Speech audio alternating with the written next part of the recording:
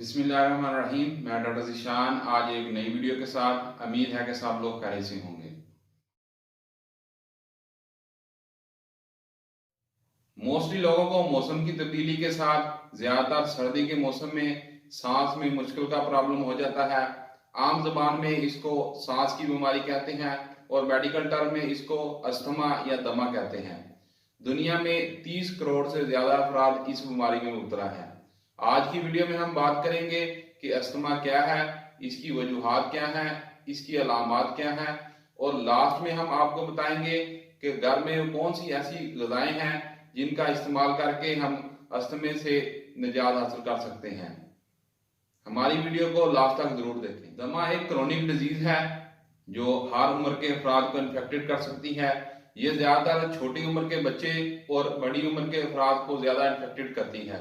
दमे के केस में फेफड़ों में मौजूद हवा की नालियों में सोजिश हो जाती है, जिसकी वजह से हवा की नालियां या तो बंद हो जाती हैं या तंग हो जाती हैं, जिसकी वजह से सांस लेने में मुश्किल होती है। दमा एक सीरियस कंडीशन है।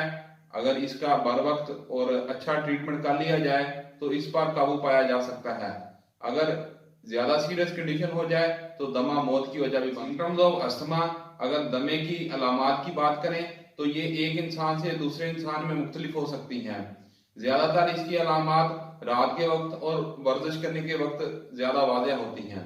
दमे की वजह से जो अलामात होती हैं वो सांस लेने में दुश्वारी होना, मुसलसल खांसी का रहना, खांसी रात के वक्त ज्यादा होती है, सांस लेते वक्त और सांस बाहर निकालते वक्त खरखराहट की आवाज आना, छाती की जकड़न महसूस होना और दमे की वजह से कुछ अफराद में बुखार, दर्द, थकावट और सर्दी की कैफियत भी। काज़िज़ ऑफ अस्थमा, अगर दमे की वजूहात की बात करें तो ठंडी हवा, सांस की नालियों की बीमारी, मैदे की बीमारी, दिल की बीमारी, टेंशन और डिप्रेशन, आलूदा माहौल, एलर्जी, अद्वियात का ज्यादा इस्तेमाल, सिगरेट नोशी और अल्कोहल का इस्तेमाल, ये दमे की वजह हो सकती हैं। कुछ मेडिकल रिसर्च के मुताबिक दमा एक विरासती बीमारी भी हो सकती है जो खानदान में किसी एक फर्द से दूसरे फर्द में मुंतकिल हो जाती है। ट्रीटमेंट ऑफ अस्थमा, अगर अस्थमे के इलाज की बात करें तो ये एक मुसलसल और लंबे अरसे तक चलने वाली बीमारी है।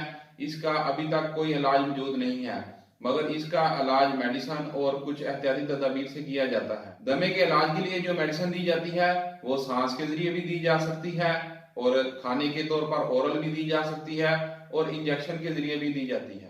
अब हम बात करेंगे कि घर में कौन सी ग़िज़ाएं हैं जिनका इस्तेमाल करके सांस के प्रॉब्लम को बेहतर किया जा सकता है। आमतौर पर दमे का इलाज मेडिसिन से किया जाता है, मगर हम आपको चंद ऐसी ग़िज़ाएं बताएंगे जिनको आप घर पर इस्तेमाल करके दमे के खतरे को काफी हद तक कम कर सकते हैं। नंबर 1 पर सेब में ऐसे न्यूट्रिशन मौजूद होती हैं जो दमे के अचानक हमले को कंट्रोल करती हैं और फेफड़ों की वर्किंग को बेहतर बनाती हैं।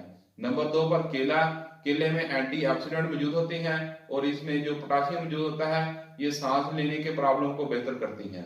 नंबर 3 पर लहसुन है।